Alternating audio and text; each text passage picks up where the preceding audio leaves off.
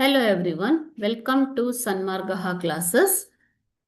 Question number 5 from The Emperor's New Clothes. The park is dash my house. It is for 1 mark. What you have to do here? You have to add correct preposition for this. Okay. So preposition is usually used before the noun and after the noun to connect two nouns. Okay. So here the park is dash my house ಅಂತ ಕೊಟ್ಟಿದ್ದಾರೆ. So ಈ preposition ಅನ್ನೋದು ನೌನಿನ ಬಗ್ಗೆ ನಮಗೆ ಏನೇನ್ ತಿಳಿಸಿಕೊಡತ್ತೆ. Why do we use preposition? To indicate the place of it, the time, the cause, the direction or the possession. ಅಲ್ವಾ? So ಇದನ್ನ ಸೂಚಿಸೋದಕ್ಕೆ ನಾವು ಪ್ರಿಪೋಸಿಷನ್ ನ ಯೂಸ್ ಮಾಡ್ತೀವಿ.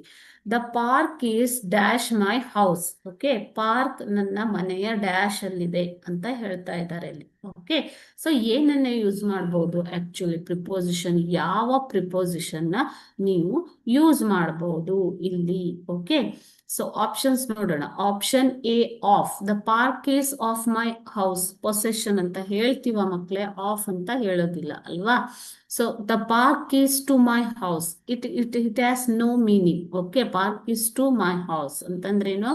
ಮನೆಗೆ ಪಾರ್ಕ್ ಇದೆ ಅನ್ನೋದು. Okay, option C on. The park is on my house. ಮನೆಯ ಮೇಲೆ ಪಾರ್ಕ್ ಇದೆ. So it is not at all suitable ಅಲ್ವಾ.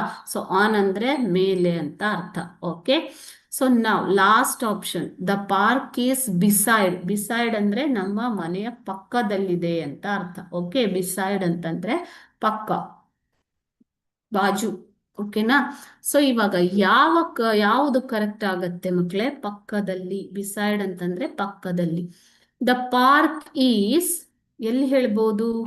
ಪಕ್ಕದಲ್ಲಿ, ಬಿಸೈಡ್ ಮೈ ಹೌಸ್ ಅಲ್ವಾ. ಸೊ ಇದು ಕರೆಕ್ಟ್ ಆದ ಪ್ರಿಪೋಸಿಷನ್ ಇಲ್ಲಿ ಯೂಸ್ ಮಾಡಬೇಕಾಗಿರೋದು. ಓಕೆ, ಅಥವಾ ನಿಯರ್ ಕೊಟ್ಟಿದ್ರೆ the park is near my house, ಹತ್ತಿರದಲ್ಲಿದೆ ಅನ್ನೋದನ್ನು ಯೂಸ್ ಮಾಡ್ಬೋದು. ಸೊ ಸೆಂಟೆನ್ಸ್ ನ ನೋಡ್ಕೊಂಡು you should choose the correct preposition. Okay, thank you.